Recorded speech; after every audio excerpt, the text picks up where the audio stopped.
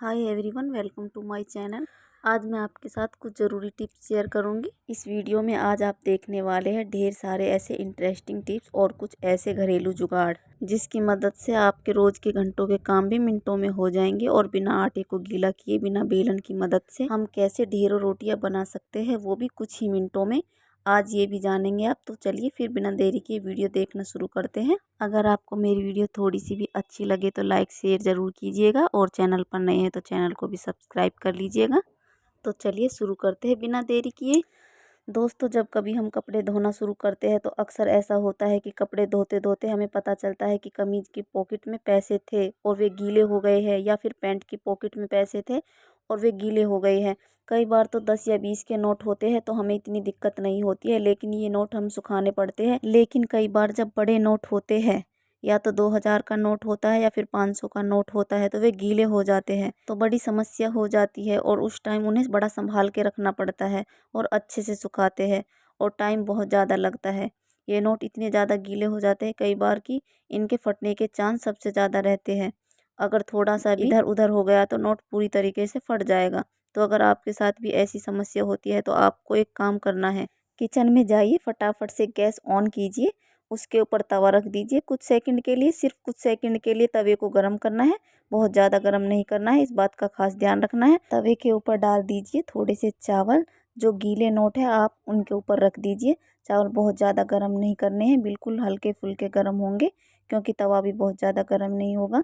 और गैस का जो फ्लेम है कम कर देना है। उसके बाद आप देखेंगे जिन नोटों को सूखने में आपका आधा घंटा लगता है या फिर 1 घंटा लगता है, उन नोटों को सूखने में सिर्फ कुछ ही मिनट लगेंगे और आपके नोट पूरी तरीके से अच्छे से सूख जाएंगे। मतलब पता ही नहीं लगेगा कि आपके नोट कभी गीले भी हुए थे। कुछ ही मिनटों के अंदर आपके जो नोट है पूरी तरीके से सूख जाएंगे। बहुत ही ज़्यादा कम टाइम लगेगा, क्योंकि जो हमारे चावल होते हैं ना, वो किसी भी तरीके के मॉइस्चराइजर की नमी को बहुत जल्दी अपने अंदर ऑब्जर्व कर लेते हैं। और चावलों को हमने गर्म इसलिए किया है ताकि हमारे नोट फटाफट से कुछ ही मिनट में सूख जाए। उम्मीद करती हूँ ये ट्रिक आपको अच्छी लगी होगी। तो चलिए दूसरी ट्रिक देख लेते हैं।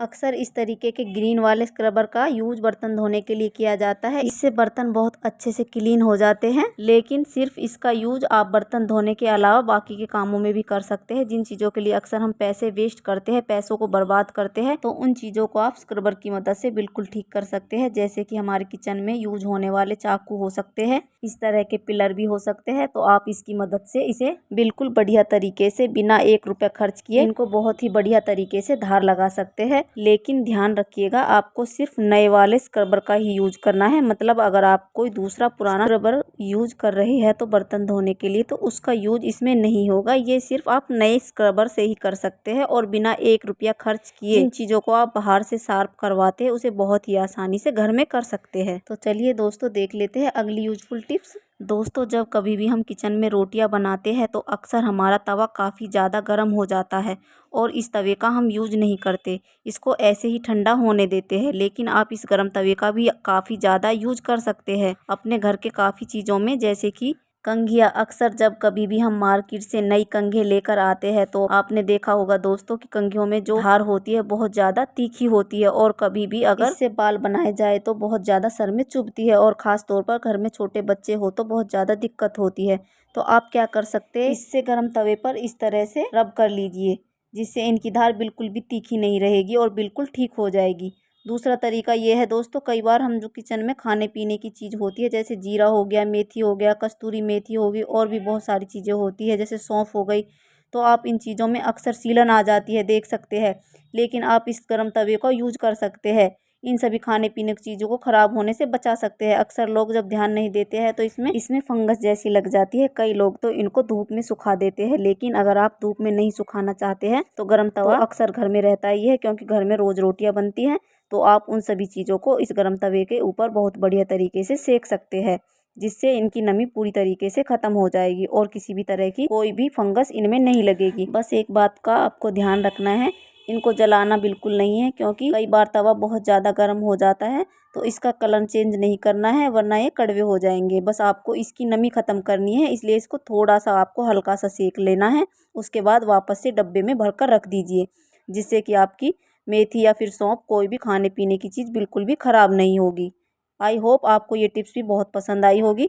तो चलिए अगली टिप्स देख लेते हैं। तो हमारी अगली जो यूजफुल टिप्स है बहुत ज़्यादा फ़ायदेमंद होने वाली है। अक्सर दोस्तों कभी भी हमें रोटियां बनानी होती है तो परात के अंदर हम आटा रख देते हैं और आटा गूँथना शुरू कर देते हैं, लेकिन कई बार जाने अनजाने काम करते वक्त हमारे हाथों में चोट लग जाती है, जिसकी वजह से आटा गूँथना बहुत ज़्यादा मुश्किल हो जाता है। या फिर कई बार घर की हाउसवाइफ ही कहीं चली जाती है तो घर में जो जेंट्स होते हैं उनको खाना बनाना अक्सर आता नहीं है, रोटियां बनाना तो बिल्कुल भी नहीं आता है। तो यहाँ पर एक छोटी सी ट्रिक है जिसे आप कोई भी यूज कर सकता है। आपको ना ही आटा गूँथना है और ना ही बेलन का यूज करना है रोटियां बनाने के लिए, फिर भी हम बहुत आसानी से ढेर सारी रोटियां बना सकते हैं मिनटों में। बस करना क्या है, आपको एक बर्तन ले लेना है आपको और उसमें आटा डालना है और इसमें थोड़ा थोड़ा पानी डालकर इसका बढ़िया सा एक बैटर तैयार कर लेंगे। स्वाद अनुसार इसमें थोड़ा सा नमक डाल लेंगे और थोड़ा थोड़ा पानी करके हम इसे मिक्स करते जाएंगे। और जो घोल बनाना है वो ना तो ज़्यादा पतला हो और ना ही ज़्यादा मोटा हो। आप कंसिस्टेंसी देख सकते हैं, बस इस तरह की कंसिस्टेंसी हमें रखनी है। ये देखिए बस इतना ही पतला रखना है, ना ज़्यादा गाढ़ा ना ज़्यादा पतला। अब हमें इस तरह की एक बोतल ले लेनी है और इसके ढक्कन में एक छोटा सा छेद कर लेना है इस तरह से। और जो ये घोल बना के तैयार किया है हम इसे बोतल में डाल लेंगे। बोतल का ढक्कन अच्छे से बंद कर लेंगे। अब यहाँ पे हम गैस को ऑन करेंगे और गैस पर रखेंगे तवा। तवे को हल्का सा गर्म होने देंगे और ऑयल से ग्रीस कर लेंगे इस तरह से। ध्यान रखिएगा इस तरीके से जब रोटियां बनाएंगे ना तो आपको एक चीज का ध्यान रखना है कि तवा बहुत ज्यादा हाई फ्लेम पर गर्म नहीं होना चाहिए। यहाँ पर आपको तवे को बिल्कुल लो फ्लेम पर रखना है। जब तवा अच्छे से गर्म हो जाए उसके बाद आप ग्रीसिंग के लिए तेल या फिर प्याज का भी यूज कर सकते हैं। मैंने ऑयल का यूज किया है। आप चाहे तो आधे प्याज को कट करके इस पे ग्रीसिंग करते रहना है बीच बीच में। उसके बाद आपको बहुत आसानी से रोटियां सेक सकते हैं, बिल्कुल वैसे ही जैसे आप आटा गूंथने के बाद सेकते हैं। तो रोटी को पलट देंगे और दूसरी साइड से भी हम हल्की सी ग्रीसिंग कर लेंगे और इस तरह से अलट पलट के बहुत ही आसानी से हम ढेरों रोटियां बना सकते हैं। तो इस ट्रिक का यूज करेंगे तो आपको किसी तरह की दिक्कत नहीं होगी। और ख़ास तौर पे जेंट्स तो इस तरीके से रोटियां बना सकते हैं और इस तरीके से बनी हुई रोटी ना आमतौर की रोटी से बहुत ज़्यादा सॉफ्ट होती है। तो यहाँ पर मैं आपको दिखा देती हूँ कि ये कितनी ज़्यादा सॉफ्ट है। आपको देखकर ही पता लग जाएगा। ये देखिए आपको देखकर ही पता लग गया होगा कि ये रोटियां कितनी ज़्यादा सॉफ्ट बनती है। तो इस तरीके से भी आप ढेरों रोटियां बना सकते हैं, वो भी एकदम सॉफ्ट। आई होप ये ट्रिक भी आपको बहुत ज़्यादा पसंद आई होगी।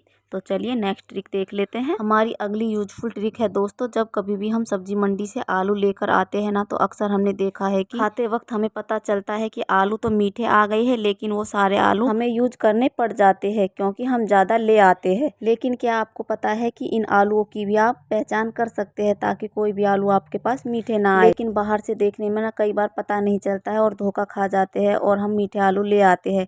लेकिन इस पहचान की एक छोटी सी ट्रिक है, इसे आप ध्यान से देखिएगा। जिन आलूओं के ऊपर इस तरह के निशान होंगे, यानी जो आलू आपको इस तरीके से फटे फटे से नजर आएंगे, यह आलू आपको लेने हैं क्योंकि ये आलू कभी भी ना मीठे नहीं होते हैं। तो आप भी ये गलती कभी भी मत करना। जो आलू आपको ज़्यादा चिकने लगते हैं और सॉफ्ट लगते हैं वो आलू आप कभी भी ना ले क्योंकि ये मीठे होते हैं। तो इस ट्रिक का यूज करके आप पता लगा सकते हैं कि कौन से आलू मीठे हैं और कौन से नहीं है। आई होप आपकी समझ में आ गया होगा। और अगर अभी तक आप भी इसी तरीके से मीठे आलू यूज कर रहे हैं तो इस ट्रिक को यूज करिए ताकि आपसे ये गलती फिर दोबारा ना हो। तो आप ध्यान से देख लीजिए कि आपको किस तरह के आलू परचेज करने हैं। आई होप आपको ये ट्रिक बेहद पसंद आई होगी और अब मीठे आलू लाने की झंझट तो आपकी हमेशा के लिए ख़त्म हो जाएगी। तो कैसी लगी दोस्तों आज की मेरी किचन टिप्स, कमेंट में ज़रूर बताइएगा। अगर आपको मेरी वीडियो थोड़ी सी भी अच्छी लगी हो तो लाइक शेयर सब्सक्राइब ज़रूर कीजिएगा। तो फिर मिलते हैं नेक्स्ट वीडियो में, तब तक के लिए बाय बाय।